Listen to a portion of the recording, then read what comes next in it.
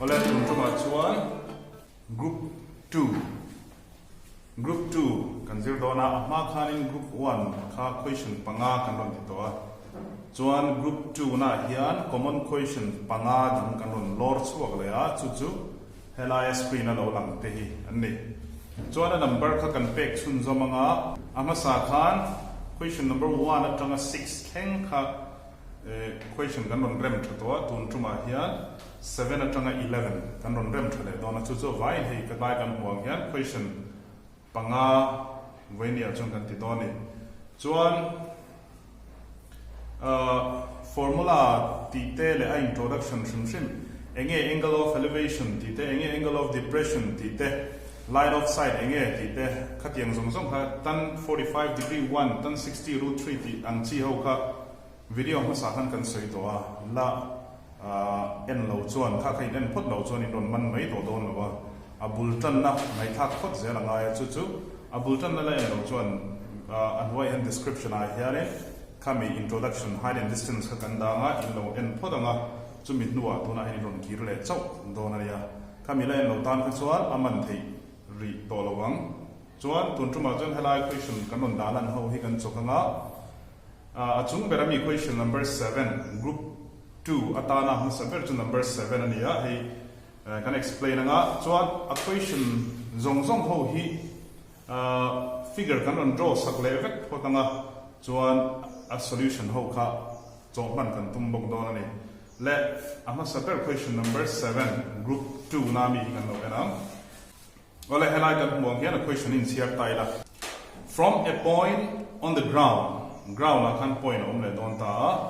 the angles atileta angles ani chu the angles of elevation ka chu apna kan lo soi do kha chhozong in thil kha a en chhodon a thil chhodon ground atang in ti man mai turani enge a en tur tak chu kan en china the angles of elevation of the bottom atitani and the top of a transmission tower fixed at the top of a 20-meter high building are 45 degree and 60 degree respectively. Tita do ameni. Find the height of the tower. Tita. Chuchu ground ka kan siya ka sa level sinanga. Hey ground niya. Chuan a en tu pa kha point pakhat ground na hian ama undona chuchu from atichia from to atangin tinarita a point on the ground he ground hian point pakhat dala dikhan ta hen dale me I am to pound na to from a point on the ground the angle point ni dona elevation leve of the bottom and top atita kherta thil bottom ahan thir dona thil top athir don boga chu bottom le top chu enge kan ti chuan bottom and the top of a transmission tower titani transmission tower kan ti chu TV cable tower a po hian ai mi in chung sanga hian tower sang tak an hun thinang hi tin cable khami TV kherlo po current hemi transmission tower shim hi mi building chunga tena chi pan din tir thina ni khatiang deu khani me chu transmission tower ni ta chu transmission tower chu fixed at the top atita of a 20-meter high building meter som hi a sang chunga anda tinare chu building ka kan siam potanga entinara hey building ni ta se building de win kan siak teng tun chu tu verte omani tikhan building ani hey building chunga hian tower kha an din tir le tinara ne chu transmission tower kan thatia ba chuan he building he eng na sang ne ti kha question khan 20-meter high building ati tani hemi building chin chau hi chu min pesa 20-meter sa lai ti kha soi ne chuan building chung chi pa transmission tower da hian han en chi tawla helai tower ta na a bottom chu hei hi ni ta dei me kan mutia ma chuan he transmission tower ta na a top chu khoi lai kan ti chuan hei hi ni ta tro he top ani anga hei hi ai nge bottom ani chu tu bottom kan ni chuan transmission tower ta na bottom chu man thia ma chuan hemi a bottom le a top hi he point atang hian mi pakhatin angle of elevation void ni ala ka bang han angles ti thong gam kha bang le ta angles of elevation of the bottom hi thir pota n a thir non le ama om na ngai thang mo bottom n nge ti kha top atita ni top hi thir non le bok ta ni chu top he thir non le bok ta he hi bottom a thir na line of sight ni ya tro he hi top a thir na line of sight ni ve thum ta ni chuan angle of elevation po kha voi ni ala ko wangin patni degree pe ka ngai ta he ta han kan sia pressure chuan fixed at the top of a 20-meter high building R at the 45 degree and 60 degree. And it's one and no, hey, here angle of elevation, Masazoki, a cow zimzoka, hey, like you measure a cow and tweet or zota, at the zoki exactly as 45 and a cow's out of Pui, Pumpui, 60 degree. And then let up though. Hey, building area, tahan transmission tower kain fixed ta. Hey, the trunk had a clear put a top, a bottom transmission tower, tara bottom. Hey, tahan 45 and yanga. Draw. So on hey, two end let all of us, a top zo hit here let us, cows out of 2 to 16 at the name, but he can't run the story. And one so on, Hela building got say that he exam now don't say, can I remember? Shit, him that I got to me made it. The entrance from me, hey nita hey hi building kharita chuan rim pakhat khampan mai turania chuan 90 degree in thil ngil takin an ting ti ka hriat ton tro chuan andang lam na hi kan hriat theina tura ta na all samber chu ming pe ni la lom ka ka en thina na a khoi ai kan ta ho hey a ti la me ngum ya tro du du pek theine pqr the pointing a ndule xy the point manga a b ne anga ta hi c ti me ngum ya tro senior hey ngene di dikhani tani chuan building san zom chin hi enge pin han soi te building so hi I know anam barni lo na ning am buan building san zom en ke kan soi ya ni lo helai pay hi a b ti na soi tu ran ta building san zom he pin bc he building san zom ni transmission tower big heavy tower san zong hi engting ya min kan pe kan chuan kan question khan enge zong turin min ti find the height of the tower ni chuan khoi hi zong tu cd in kar kan zong hi cho chuangai hei ni ngo question mark ta ngo bc height of the building big ka chu engak sang e tek sa ka question khan 20 meter of the sa chu mo ki mo question an kan fu sa kan ta chuan hei figure ani ta hei hi zong chuangai chu ni ta ni chu a choda na kina kan soi sun dom don ya chuan adole turata na question hi he hi kan tan chuan question number 8 an mang ngo le question share le ha a statue 1.6 meter tall statue in here again milim mang he na mai dro ki en lawa kharin Mahatma Gandhi limpom in here na dro changai kad yang lim mang khan milim khan na statue chu enga sang e chu statue chu ni 1.6 meter sang sa don ti hello ngai phot la stands to statue to stands on the top of a pedestal that itani pedestal chunga an din tira an stand tira tinari chu pedestal kan ti hi chu thilin na chan soina ni da hey statue to ve an siam do ta lo no solai muna khoi lai mo kan veng ve la a bazar te khiane hey bazar ni da tual zola khiane kalim mo min ngai sang do kalim an siam do ta hen ka tinga ni chu cho thiam em kalim an siam hey hi kep khum do na an sarjem se kep ka hawa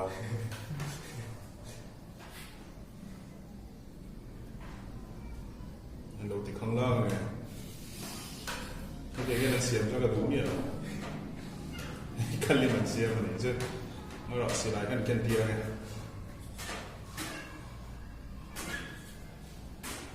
xì lại cái này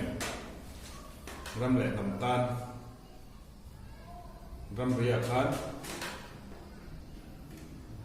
luôn là theo này mình phải chuộc cho nó cần liên mình xiêm này hey pedestal chỗ này chứ chắc chắn rồi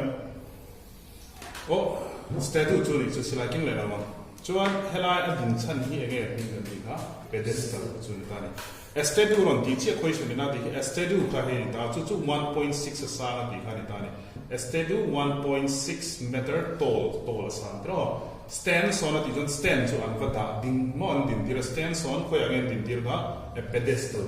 chu man din dir di ani ama thiaman chuan pedestal chin hitai chen hi ni ti kha shareng mola pedestal san in tinga question a ti jong ka en le o from a point on the ground a hian a thir tu pa tu point on le dona chu hela mai kan da tlang pui khitro ka ta hen da le from a point on the ground in te kan ti le the angle of elevation aron thir chho le dona elevation of the top thir ma sakha top of the statue kha helai top he pa top hi thir ni chu in mu thiam is degree zang 60 degree ta chuan and from the same point helai point nai tang tho hian the angle of elevation of the top of the pedestal tan hian khoi lang top chu he ni me he pedestal chi chu ro dia he pedestal chi hi a thir le top of the pedestal angle of elevation ala khan is engzang e pek vele kha akaw na niam de to emo 45 degree tan so question ni ngai mizo find the height of the pedestal hemisan zone mizo chi tu ama chuan hey 20 sang min pe khi zo ania tuna chon hey a se zo min pe sa hey zo ani le me dina res ma se a figure here in an intratiam dro he dian te hian milem kha ka soyan khan chei vak lo to building len pe zia lo to tiang pe zia lo to ran ta straight line in pan me tu ne intratiam straight line ve kan man en tir nan he pedestal khanita pedestal ania intime na chuan pedestal chunga hian ege om kha statue kha om le ta ne ta hian o ko ta 90 degree na dina chuan a viewer and an observer here from point on the ground angle of elevation of the top of the statue ala khan 60 degree dia angle of elevation ala no le khan of the top of the pedestal ala no le khan 45 ania chuan statue san zong kha 1.6 meter per second chuan find the height of the angle zong ai kha pedestal is on a line so maths kan cho don chuan hetiang hoi ming pe le mi ta la a b c d kan dir me kan thiam thiamo azon ngai thi a ming an zong in tlwa ngai ming le zon ngai a b b c c d tiang khan a d zon ngai ba b c min pek sa c d status sa zong min pe sa hey question number 7 number 8 le question chi kan thak le question number 9 a kan lu le en le ro le from a point p on the ground from hichu atangin na thir tu pa on kha soi tam point ni tro from a point p ron ti ta a b c kan bang ko mora ma sai p q r ti vel min man thir tu ma me thei p a point ti lo tro ming mai me boy lo tro from a point p on the ground akan point p da ura ti kan siak le pot ya ground oma a thir to ba je ta hen kan on tir tlang pu ya ta hen on tir ang p o thir to pa ma to from a point p on the ground the angle of elevation ala le don ta ni the angle of elevation of the top of a 10 meter tall building is sangzang ati kha 30 degree enge amha hian enge thir tu na khan building ani am kha chu building chu exala sange soi sa kha 10 meter tall building ati vai 10 meter ani soina le lo kong from a point he can kok chat chating from a point p on the ground hian angle of elevation atop hemi top hi angle of elevation ala sa angle of elevation of the top of a 10 meter tall building ati ta is exam boy like ati kha is 30 degree har sanai le section zong le a flag is hoisted ati ta flag kha antara ati ta a flag is hoisted at the top of the building top a hian flag an han thuna flag an han tar he em flag kan tar dir ane e flag ani hi China flag ta ni mara India flag jok tar dir ane flag an tar ni A flag is hoisted at the top of the building. Top of the building and flag antara ati mai long. Tro. Church zum la ula. And the angle of elevation, alam non le doni he pa reckon the angle of elevation of the top of the flagstaff. Here I see the flag in tar cheap. The top of the flagstaff he han clear from P tang tho yana tile tang ta question kan from P draw. E sengzanya ti ta ka 45 here non dia le top of the flag ki. In but here man. Here I kaw zao zong hin zang lo ni tong ku pui hi 45. Chiang hey flag chu alem khat ka soyam khan zia tak thin lo tu chuan zone nei nge min zo kha find the length of the flag staff helai flag antara hi hemi flag tara hi enge a sei zong length min zo da chu hemi sei zong an thatia find the length of the flag staff zona pa hi om bi klat helai chu n ta hi min zo le n the distance of the building from the point B and ro hey building at yam kha building le engin kar nge tika from the point B helai in kar hemi sei zong hi zo tinani chu delala hey kan chok chok po tanga huwa nge kan chole ngai hey hi iman thia hemi in kar hi ming dang ma pelo P cho hi so ya A B C lo man le te so moi chi lo P zo nge kan man de ya Q mang me o hey nge ya R S tin mang le me le zona ma sa hi nge le ming in choi de le R S is on line. Zone thena ta na building san zo gi thengzang mi tek sa ka 10 meter chu ming in nge QR chuan zone in pani min zo ti ka zone le tu dang ka nge thing BQ pay hi to pa gan zong tel le lok bang nge chu an fian chuan adon le question chu headline lo lang le a ni kan en le by question kala en leila on a horizontal plane natile ta horizontal plane ti chu horizon kan ti ka chu ro peizong kal nge ke chu zo ron kal ka horizon ha a peizong ka horizontal plane ti chuan hei thil plane hi om je chuan mai amam mo horizontal plane o ma he on a horizontal plane ti photila enge ro le ha there is a vertical post and ro le post to ban tho kan ta hei electric ban te point so dro post ta he na ta ni there is a vertical post ati khara vertical chu ti zo ga ding kan di kan che dro post ka tu zo in da lo ti na so post ka anda do ne ni mo there is a vertical post hey vertical in kan tin tir le atanga 90 degree in so an tinga se ka with a flag pole on the top of the post he post chunga hian top a hian engen da le ha flag pole flag ban kha flag kha an ta le ne chu mi chunga hian ta flag kha om le ne chu an thatia man helai chen he engen ni pot kha post atia he engen ni kha flag pole ani ta thunga ni chu post a oma post chunga khan flag pole flag ban an tung le bo ne chu afian there is a vertical post with a flag pole on the top of the post chunga chuan da ati na ta so at a point ko yang kan da le don ta le thil tu pa ma to soi tan le ta at a point chun helai ba ni ma dro ma se adom le han cher chun zom ta la at a point 9 meters away from the foot of the post hey post in boy chumi post foot chu ke chu he ni ta chumi atanga 9 meter la chuan point o mati ta khera bi kan chu ani chon helai in car phi ka zo heng zang 9 meter ta bi kan tha thiam ka soina le at a point he soina point pa ka da ma chu 9 meter away 9 meter la ti na chu khoi tanga te from the foot of the post hemi post ke atanga 9 meter la an chiang ani chuan hei hi nge lo liang a sei zong kha 9 meter la hei hi point o mani chu ta tang chuan cher chun jam leila the angle of nge ti ta kha elevation of the top and nge bottom of the flagpole are 60 degree and 30 degree respectively kitani ta tang he nge la angle of elevation of the top kimi top le and bottom flagpole tana at top le flagpole tana at bottom and here the line is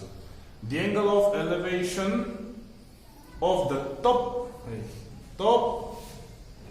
and nghe khá bottom bottom hemi flagpole tan top and bottom of flagpole helai flagpole tan at top and bottom thira are exam ye dikha 60 degree and 30 degree akaw zao zo exam ye ya 60 ne yam zo khile 30 ni tina ne an fia zelan zona ne ge min zo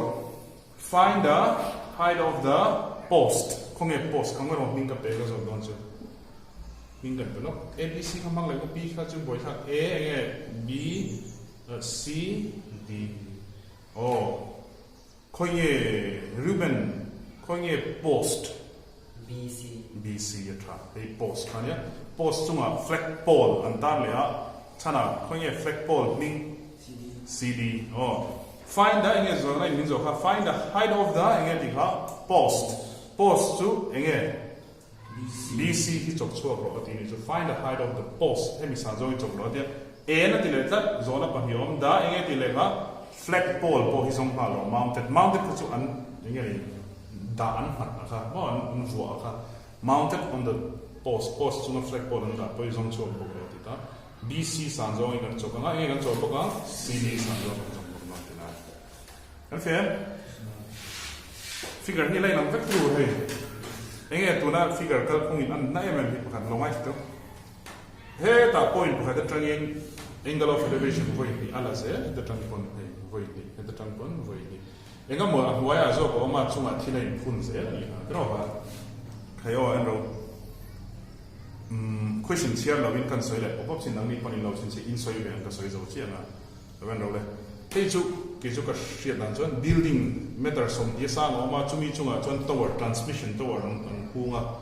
chuan mi pakhatin a tangin a voi ni transmission tower top le bottom a thira 45 by 60 degree angle of elevation ani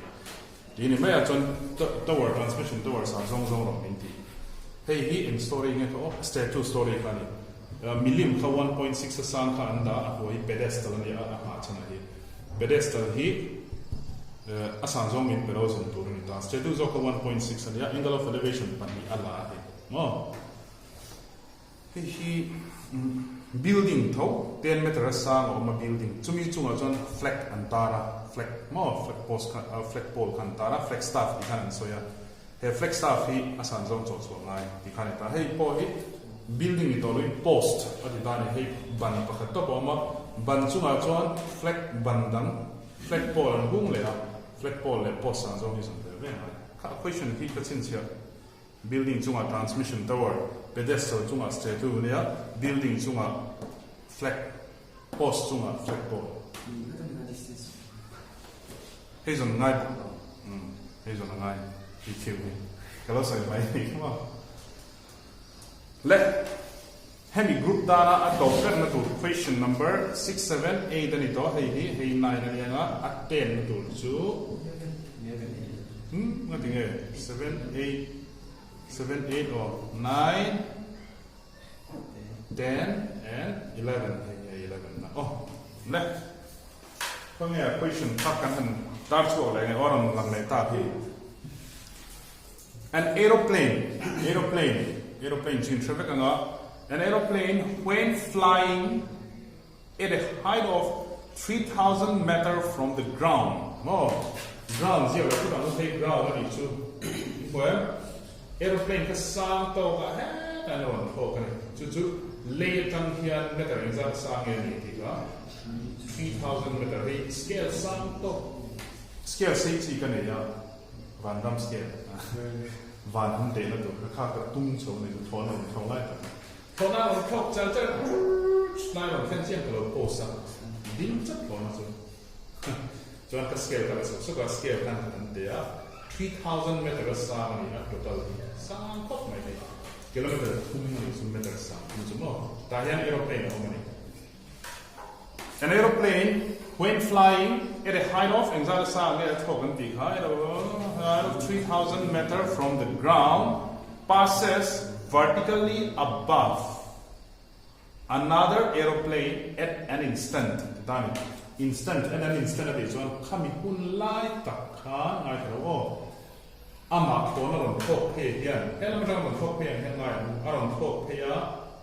in ring am ko soi do le ka post slide ta hian aron thok phe ya helai zone ron fen che hian ama hian tho na dang another aeroplane kha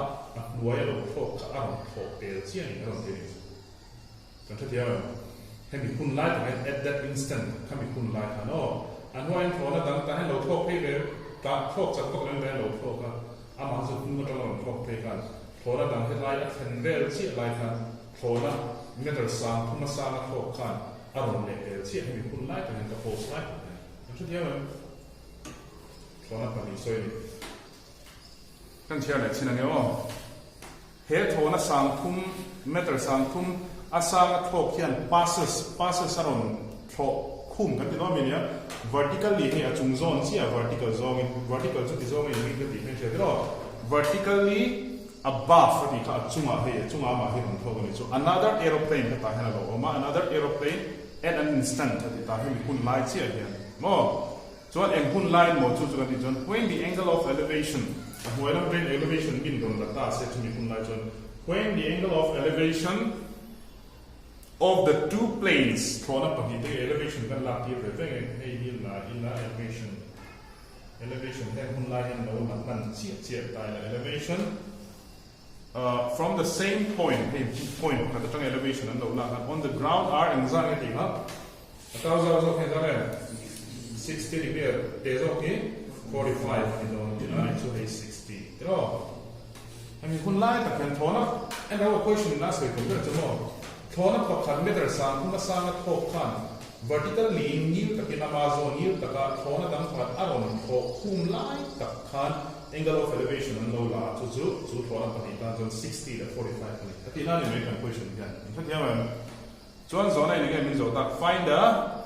vertical distance between the aeroplane at that instant kami pun lai taka a vertical zone taka hemi distance between the car hemi this distance kan ti kan la zone so ina ta between the car hemi te pan in car ka zone hi so pati na so aeroplane te pan in car kan ta distance anga ti ha find the vertical distance zo khan ni om ka between to in car ta tu te between kan di zo the aeroplane ti lo aeroplane zo khan enge insiak le zo ha yes aeroplanes te pa between in car hi and distance pat zong chok chok ati na ni chu insiak em so a pinga ta na heng na ti le ya a b c d ma se han te dang le na in han to lo kan soi lo lo te he ta ka chuan he mi chi he kan zon chho don kan helai in car mi pe tro he kan zon chho don chuan a chun mi pe tro ha ta chuan in te helai in car mi pe tho ta ma sa zong ka he zon chho to ti an khan ve lo 3000 meter ni nge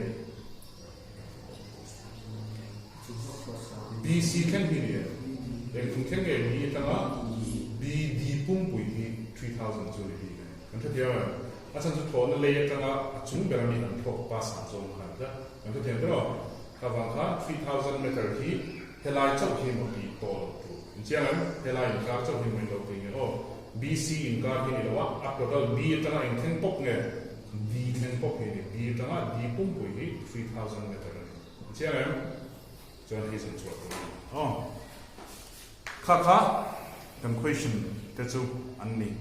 chuan question soi fia vak to lawin soi pon kan soi thok chawanga he kan chok ma sa beranga adu ta ti kan hei a solution kan chok na china la ti khani tu na kan soi ta chung zong kha hei helai a figure ho hi figure panga oma helai kila hen kan lo da tha reng reng ne hi ta ki ta hen kan da tha kimi te ho hi amal te in pakhan na ki kan chok ma sa beranga pa hi na ti kan chok do ne chuan a question kha ka soi an khan kan soi fia vak to don lo ka ti ko tuna question number 7 ina asoi a question in dilang le lo kila hai number 7 I rang dem kan siare from a point on the ground pakada chuan the angle of elevation of the ground pakada tang chuan abuleng sai da from a point on the ground a chuan point pakada ma chu bi tang chuan atina dita the angles of elevation of the top and bottom and the top of a transmission tower fixed at the top of a 20-meter high building are the so effect of ground omanga chu ground la chuan point oma chuan building 20 meter sang oma building 20 meter sang chunga chuan tower transmission tower an da le a chuan angle of elevation of the bottom of the tower mi tower tana bottom hei hi a thira hemi tana a top hi thir boko voi angle of elevation ala ta a chuan a kau zau zo kha injang ti kha 45 la 60 ti a zau zo ki 60 ne nga kau hiam zo ki 45 ani chuan a ping kan pe hi area b area c area b chuan transmission tower sam zo hi zo na khan ni zo ai chu ang question khai khai le ama bo kan lo soi tong khan triangle pathum om thina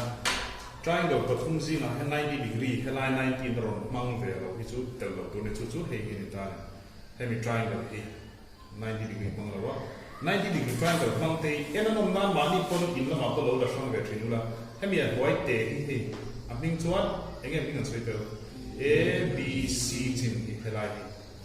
more hemi triangle a c b body take it to b a c c b a do na soi te triangle te zo hi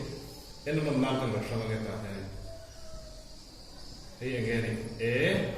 b c no helai angle chin te eng za nge ni ka hey 45 helai san zo nge za nge ti ka 20 pe sa bo ne degree te kan is 20 meter angle lian triangle lian hemi 90 degree pang le tho ni a nge b pui ki b hemi lian pui in wa ki la sang le bo ngao a ya pui ka a b D kan la sang re re re triangle ka kan za ke ha 16 ko tu triangle ka ni kan le chu helai 90 lai ka mang ve ve chu bila ku he te angle sorry triangle ka mak de o min ku ve tho ma ti am hei chu kan ve te lo tu ri right triangle chu man tu ri hemi hi kan thanga hi kan thang bo ni chuan tang pui twin triangle te zo ka tang hian lu pui la no ma khoi zo ka tang point lu ma sai la thei ve ve ro ro rin a te zo ka tang hian hen ku khoi chu lu pui ta ila le kan chana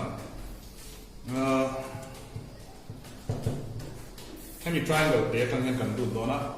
a tang in ti nei chu sa tong a chon from the body nga in the pon tang the in ti phang zo mo in right triangle enge ping kha in right triangle abc hey d mo a 19 alai ta khi alai da kin tu in triangle abc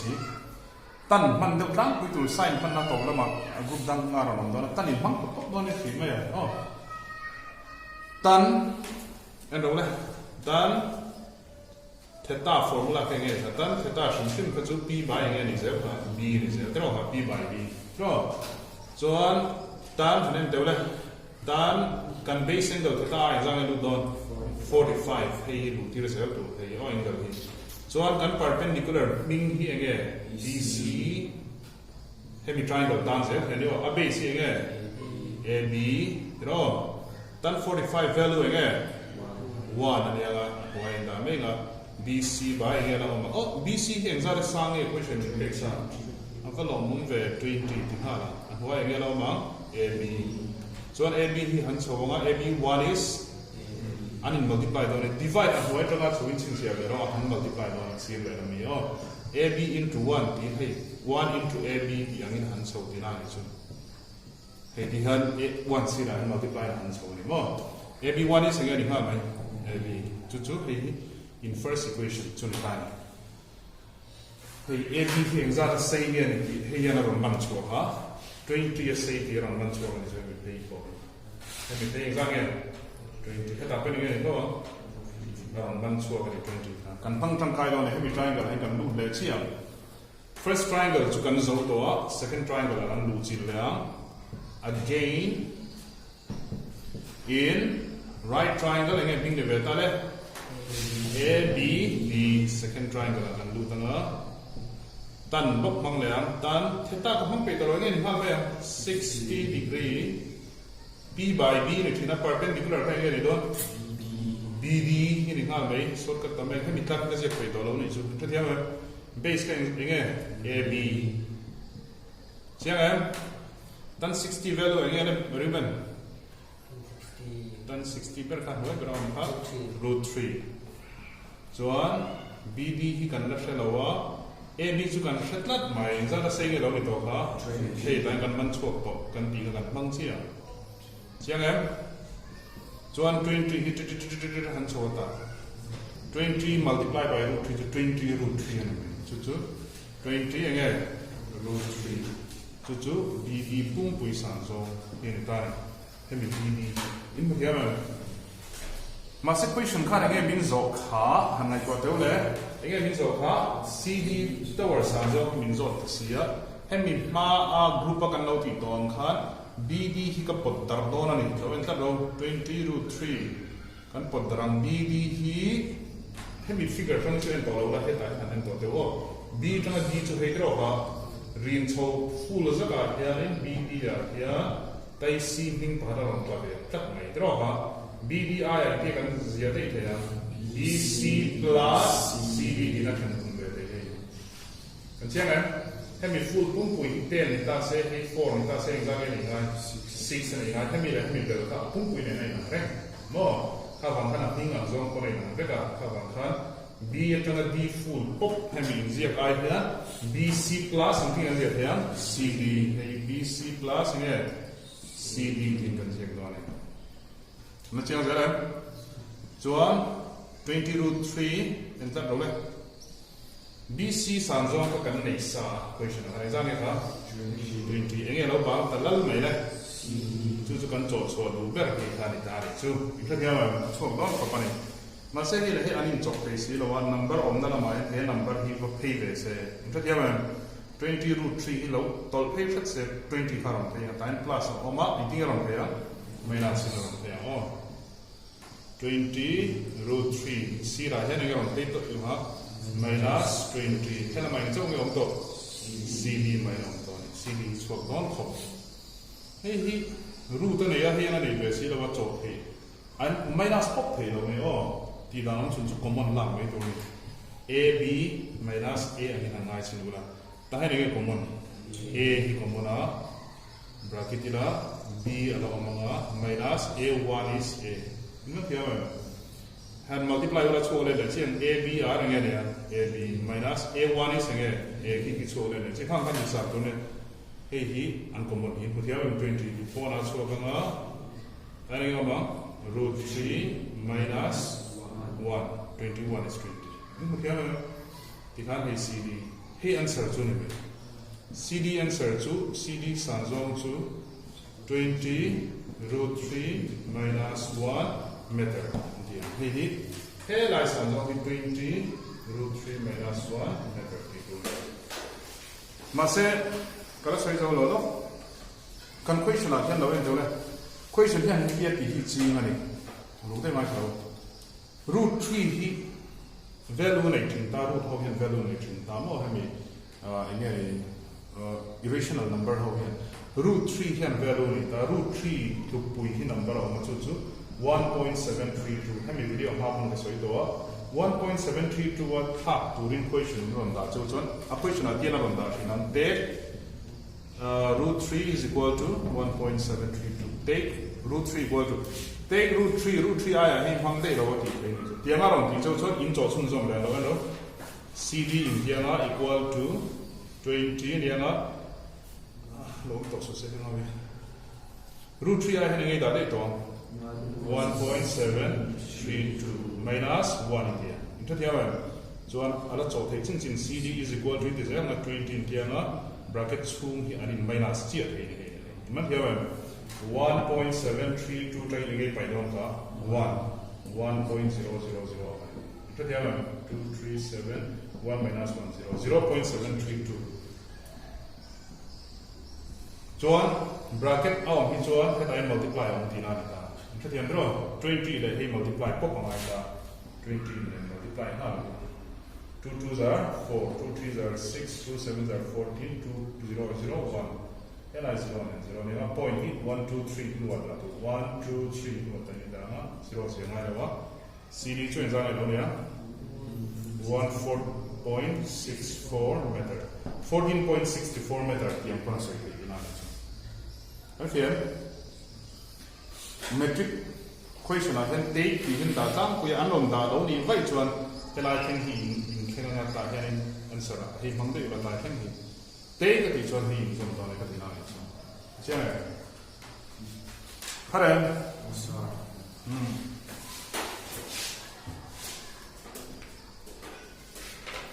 adole kan tile haranga ka haranga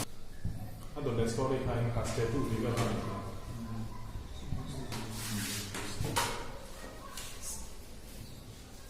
ole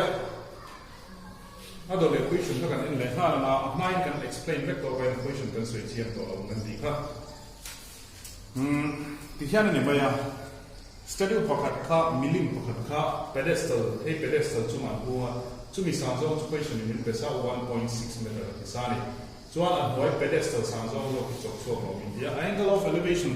helai han thir nei eng le nge ti kha aza kha equation of 60 degree and 45 ni chuan hi aza lo ki nge ya 60 azim lo ki 45 triangle patni kan en le dona hemi te pakhat le akum lian ka hemi chung triangle phel chu kan en dona lo ti ka draw ha la sang le la en an won bui ka se draw an la sang le nge an hoi zo ko nge pin kha he a b c hey za nge in the 45 so akum lian ka la sang le le akum lian nge active thung ka aping nge ya a Kau ingat kata itu di kena kata itu, oh hey 90 degree na ni, angle yang sangat kau ini tu 60. Triangle dia kan lu lepok angwo, triangle dia kan lu lepok cina. In right triangle enggak ya A B C, oh dan theta tiga kusik kalau ni kasih apa tu, dan 45 degree theta ai kan ini lah perpendicular by base perpendicular tu tinggi ini base ni. Kung ang perpendicular BC by AB tra dan 45 value nga 1 BC ka chu lo control hi control lo jing ka chu train ni hai pa ko shino tu na chu share lo in ku share lo chu lo BC mai mai lo se oh ang ho nga lo ka AB po control hai ne yes ho kai ABC by AB and BC by AB here over there. Hello, me. So, divide the triangle, multiply na so three ka tiam kha. AB into 1 so AB1 is again hala. AB ni hal dinani so is equal to again hala mala on top BC tingai na on lo hey equation 1 so ni. Ka tiam again second triangle akan lu le. In right triangle again Mo A B D. Oh, tan again ito 60 degree equal to perpendicular again. BD. Chungzong sa perpendicular. Kaya mo? BD. Base ko ngayon. Tan 60 value again. BD hi kanla sa chungong lawin ko siya full throw ka. AB po ikan siya ka. Sa chungong lawin ka. Chawro siya oh. AB root 3 are nga lo ni maya AB root 3 di nga na tata kian BD ang may na chuang le talel maya pagdan le mo BD ka pumpuy ka nita ano yan ka ay tiya po dati BC plus CD AB root 3 so lo na may se BD tak hiya may pumpuy rin so ni BC plus CD BC plus CD AB root 3 lo mga tatak po yan ulit ule kasi ta yung ito so nga ito helay so ito BC hey chung lo na BC sa nga lo ta yan ABI yan yung ang kuiran ka BC ta yan yung kadali ito hemi place yan BC da lo de kan tatiyawan dengan tatiyawan equation 1 kan mang lu dari itu. Yang ketiga BC itu itu min di zon chuang ay ro. Zon plus CD choki chu sanzo min per tanau stedu heng zara sangai ha 1.6 min shim dang AB di te CD di te an la lang ta yan. Lam to lo eng chong ya lam to. BC chu kan cho lo. Ini ko tiawe. Tiawe. Chuan hey le hey number ni hey number ni lawa BC le BC lan na hi dun se inda tiam pot phei ve mu he la ma BC plus nei hein thing ron pe ya minus pot phei wo BC root 3 lo se pula hian hey ron pe nga hin thing ron pe ya minus BC ni he la mai ni lo 那这样子呢？一个 common 来打来打的 BC 波拉出来了 root 3 minus 1 equal to 1.6 这样子呢 bracket 这里就听不可能来听到还没马看个水多啊就กันหลักเลยก็ของเงินเราเลยให้มี bracket ปุ่มปุยให้กันโซนเพย์นะโซนเพย์ข้างหน้าการให้แต่ให้เรื่องรู้กินmultiply มันจะ divide เป็นด้วยจุดทั้งหมดนี่จ้ะอีกอย่างข้างอ่ะ 1.6 ด้วยจุดทั้งหมด BC is equal to 1.6 by root 3 minus 1จุดทั้งหมดมันให้เตียงจีตักที่ trigonometry upon กับสวยตัวทีนให้มีวิดีโอมา group 1 upon กับสวยตัว rationalize อันไหนตานี่ rationalize ดังชุกันสวยโฟกตัวงี้ 1.6 root 3 minus 1 ตักที่กัน multiply นะให้มีเชี่ยจริง copy ไปนะ root 3 มาเซต plus นะ minus กับ plus in rationalize the denominator in the current อันไว้มันอันที่จุ่มไว้มันอะไรอ่ะ root 3 plus 1เท่านี้ให้กันคุ้มตัวจุ่มอันที่ยังไงให้มีการให้เงี้ย minus ยังไงไปมันที่อ่ะ plus จุ่มยังที่จุ่มไว้ส่วน BC is equal to 1.6 แล้วก็ไว้ก็กำลังสมัยที่ยังจะhey le hey akara minus sama hey le a plus sama hey na te ka panna chang ri jon a minus b a plus b form da ga lu ba ni a minus b a plus b form on chuan a square minus b square formula in le tina chu a angin ngai ula minus b angin b a plus b angin ngai ula jon a root 3 ze in ta root 3 square a square in minus b to 1 square in mo tiam charai shatiam le lo me email rule la thil na email de ni ka hre na ni chuan tayan 1.6 le hey to an in zom 1.6 into the me hi chu tayan zom me bracket in plus 1 in tiam tak mo he hoi on to lo te tiền chi thì hiện thế mình là căn được như này mà sẽ công hi hậu tụi con này minus anh đi chọn plus in rationalize là chúng anh tụi ha chúng chúng hay là hay tại gì trong mấy tụi này hỏi tất khi a minus b a plus b divided a square minus b square là được no BC is equal to chúng hi chỗ đầu đó chúng mấy mình sẽ 1.6 anh nhớ root 3 plus 1 kalau ini sẽ chúng cái chỗ hỏi tất khi root less root 3 are the root 3 are doing 3 minus 1 is 1 BC is equal to 1.6 root 3 plus 1 and then is that 3 or 1 by 2 hey here asira mi number ma 1.6 1.6 root 3 plus 1 is util kalko panni mi te chu upon amount ya cancel down so kara multiply mo by cancel the 2 8 are 16 cancel it mas point of wangin 6 ma si mo 8 mind down na 0.8 cancel it na jene cancel put no point is da fel le me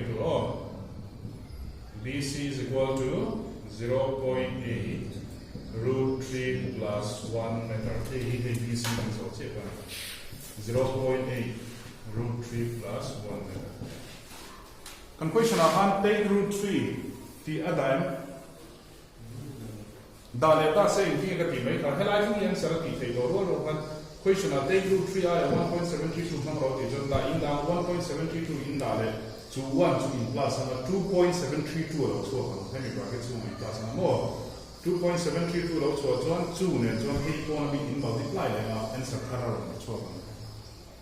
所以到了麦克说出甜到头条， Ola confession dot layer chuan enge story kha thei hiu le building 10 meter sam o ma ti kha ne ka in point P ti kha man na kha ni draw a equation again from a point P on the graph ti draw P enge kan kana Q R S ti kan oh chuan hemi QR building kha building chu a flag and data flag to the equation ma kha ni thota hemi in car pay him in zone to ni zone pa ti on to ni equation di ka no group 2 na equation voi pathum na ni he pathum na draw let triangle ki example on the tho right triangle di example on tho ta to yan ba ni tho ya so zo ki la shang le mu elan bon thi ni ta sia la ka again thing han sai te le B Q R chana na mai ni apum lian zo ki min shila B Q S helai degree ka te zo kan jang back question ta za wo 30 pe a lian zo ki 45 cao za zo ki 45 cm cao lian zo ki 30 hemi triangle te zo kan en musak don hian hemi ten hi on sai mo ta ni ani tro ni tang kai le ni tro na in chok thei mai omin ringa chok chin sa kan dong dong chok thei mai ringa camera zan za ma camera lo na kina chok dia in right triangle again first triangle ka PQR tanนี่กันตีข้าวตีปกติครับ30 theta piang ai kan me he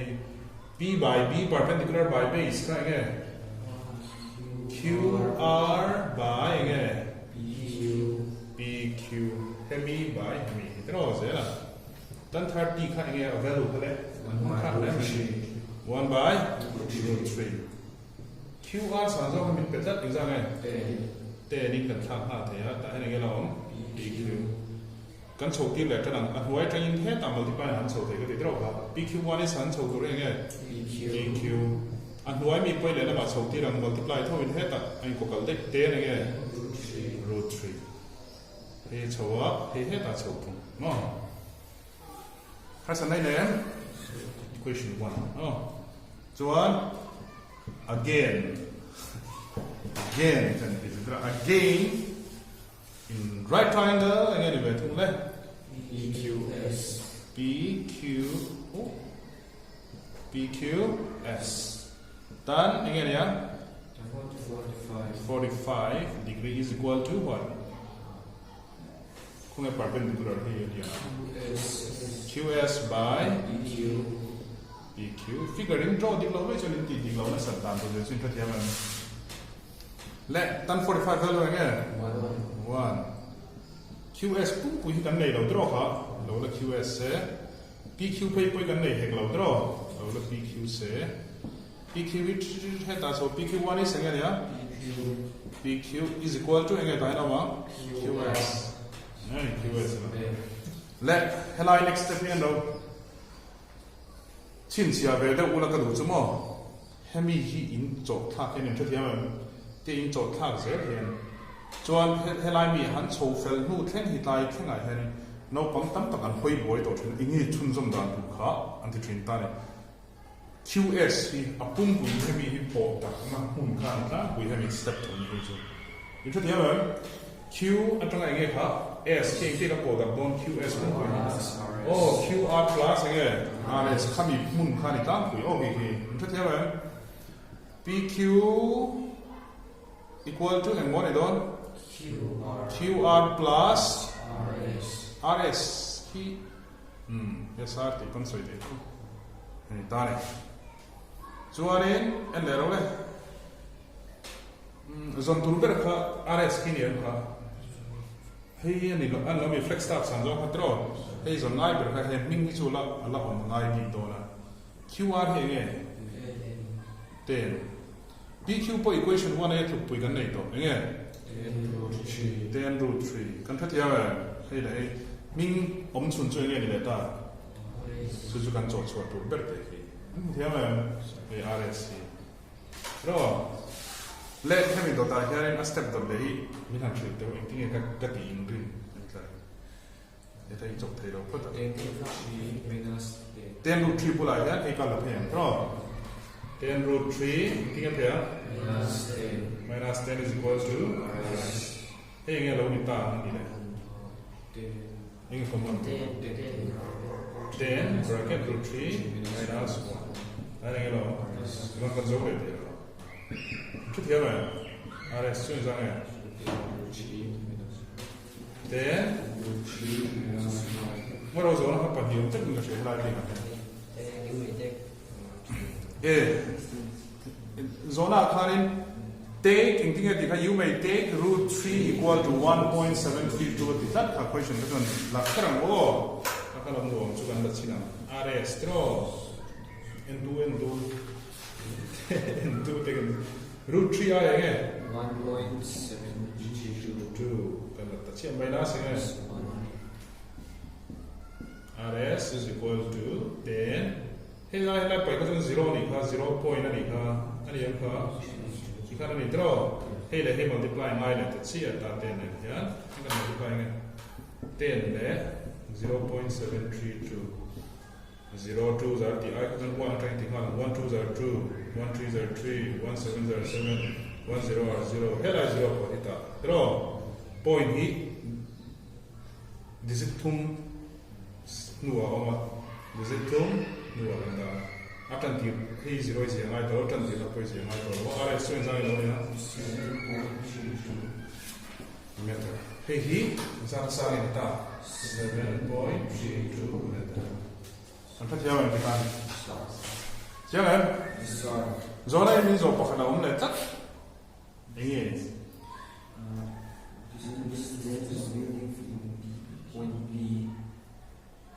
ani so point B tana hemi building hemi pay ka zo hi tian hemi pay ti dra an jon hemi ka ri PQ is an ma PQ pay jon lo equation 1 ai he ta ya thu pui kan nei dei to he answer an ha nei dra ma se inge min zo tel le tat chi ku a ka di equation ka nei ti tu ri na ti ka hei ati ka dra kan la lo he continue le lo ko RS chu khoi answer nge ni to ba flex staff samzo ni to ba he point P hi building atanga enganga hla nge point P so om ti ka hemin ka hi azon le sia chu PQ chu zona hi a double re nei pa hi zona pa hi equation a hian lo om chuan equation 1 atang kai nge nge thin nakina point thado ne equation pakhata zona pa hi a om re nin a zona pa hi na chu equation 1 ma hian solve so le ni ta pu thin thado ne also again kan mang to se also te kan tia du huna also again ti pan du ni lo ni wa ati ra tan don dek dek also in ti ha le chona ti mi lo me again ti kai ti ha na ta nge also zona khan he min zo le tro ha PQ ki min zo sia he equation 1 hung tang ka hian kan non le sak do na ni 10 root 3 ti ka chu kan nei sa to so kan non do na 10 into enti na ngen ha ma 1.32 kan multiply enti na ito thiam 10 le nge multiply na 1 2 0 2 1 3 0 1 7 0 1 1 0 heta point hi kun do ma kun do ta using wa 17.32 meter ni hemin ka na jang so ba okay using equation 1 equation 1 hon tang kai jangan kan text sa di kan pa le ra le BC hi post barania achun hi flag pole kan ani ha chuan akhir tu pa viewer he nen tewle hi he akhir tu pa hi he ta tanga enganga hla away ya nge omati to ka question 9 meter ti kan he phai kan explain back to ka chuan find the height of the flagpole at the headline flagpole mizo asanzo mizo lo nge mizo ka post sanzo po higanzo ngai CD le nge zo ngai BC zo ngai tina chana chu kya angle hi dikam exactly angle te zo ka 30 mo ali zo nge 60 mo okay do don ya triangle la shan to lo ni le china mo kan thiam to thamin garin triangle kala shan to no lo sin ni in thiam me thiam lo en na in right triangle means pin lo la ABC thiam to mo tan again ni ha lo 30 degree is equal to BC by AB jamo tan 30 value again BC hi kan ke zone na min zo per kan BC AB ka kan tresa ta tlat ma he jo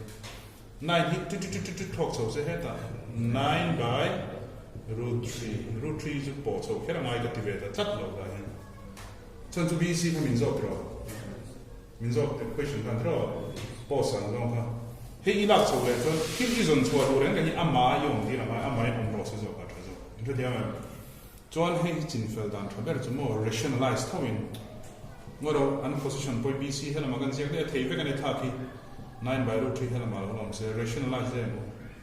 At the other rationalize that it's root 3 minus 1 and it's 1, root 3 plus 1 and rationalize root 3. So, the other mazo root 3 on each one, root 3 hit and root 3 booking the matter. At the other,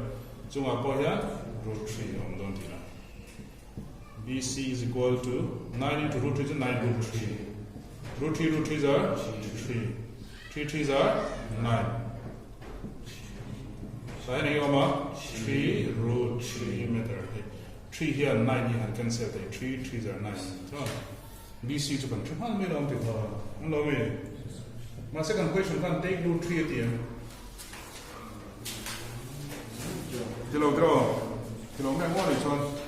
Let again, second triangle ko lafang lawi ni thiam tho em la chin A B D in right triangle and more ABD more tan again ito 60 degrees equal to again the perpendicular kumpui BD can be full hini pop to dro BD by again AB ito in continue tan 60 again value root 3 BD ka kung pui ka draw AB ka ang siyem ka 9 yan so draw 9 root 3 tayan BD lo a step cut step ni step to 9 jon heavy powder ahun tran le che BD full so ke hindi ka powder BC plus and more CD 9 root 3 lo mga he kan theta chi ama ABC kung kan theta to kai ta hi ani am ka BC kan ga ni to 0 3 plus and CD he chok the he ve la ma thok he ve chok se tro 9 root 3 minus 3 root 3 CD dia kan chon root 3 ve ven ni to common ni lo anin chok top the 9x minus 3x and hini da mai 9 are 3 by 2 6x and the top on kan mai 9 root 3 minus 3 root 3 to 6 root 3 and to the one you can CD by 2 CD to 6 root 3 kung ye CD ka hey height of the post not flat pole and so lang sang 3 root 6 root 3 more 3 root 3 6 root 3 3 root 3 and 6 root 3 divided by diameter no wala to na mi le do le ala sa kha aeroplane chan chin kha story khan ta aeroplane chan chin khan ta a chu aeroplane kha sang zo kha thi ta tho kha le chang khan ma sa nge ni ka full top ka 3000 meter mai ta John Hela in car point per meter angle of elevation but he can examine it 60 is 45 60 alian zo khania ate zo kha 45 ni don tin ani so zona ni min zo chu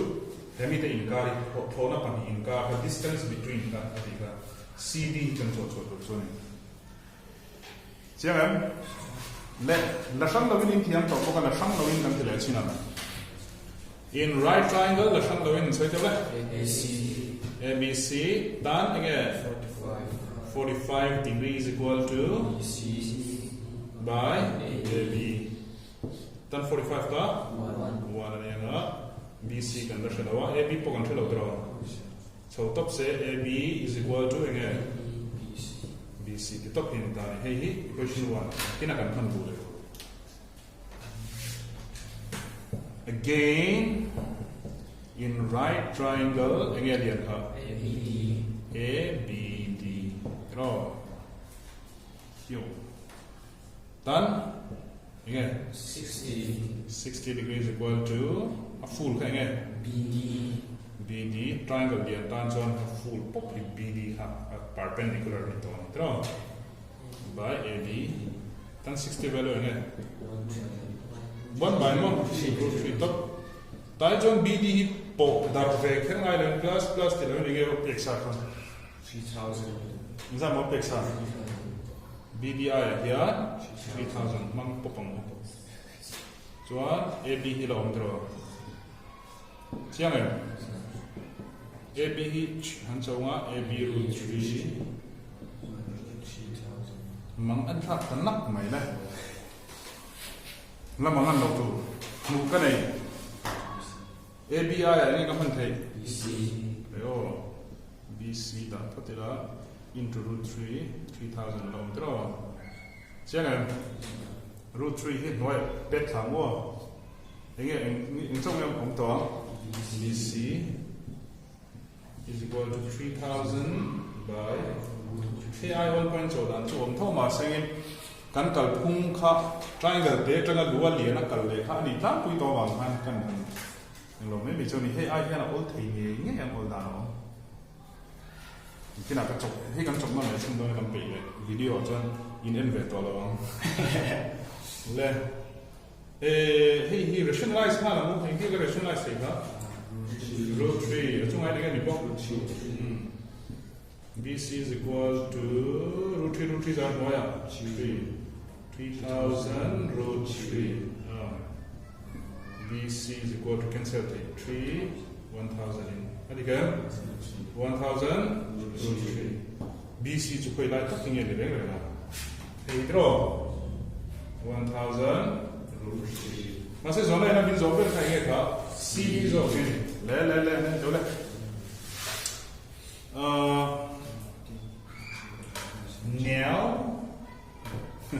now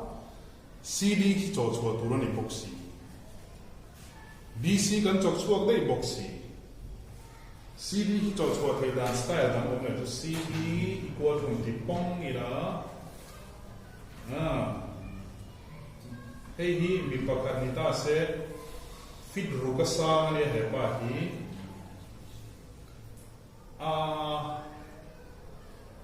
hong ka tan saka hong ka atak salami 4 ania alu lam hi zang ni don hemi hi sheku ni chuan ka tiang rules kan apung pui 6 satang khan a huai lam pai ula a chung hi aron chho do ni ka tiang so bang CD2 tina me equal to CD2 apung pui sam thuma tangi nge payang 1000 root 3 kan thia wa ka khan ta le chuan CD hi chok chok nge mu 3000 le he ni root 3 ni se common la le he no in ho common la ko ta mu 1000 in a common 1.73 tum pang tu na ti chau me question 1.73 ani chon ta hen chun som lok me BC ro BC is equal to 1000 again into 1.73 1000 into 1.73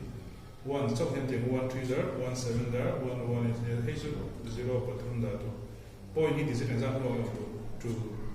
I mean no I got that so 0 point is I know 1730 BC chung 1730 Ani John Helai he 1000 root 3 ni lowi 1730 things here. CD pung or CD he share don't on a pung pui 3000 1730 so it by. Tatiana. There you go. Minus 4.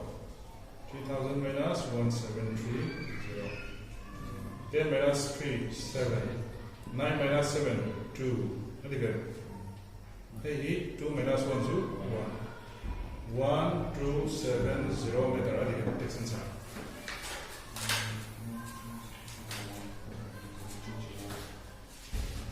Distance,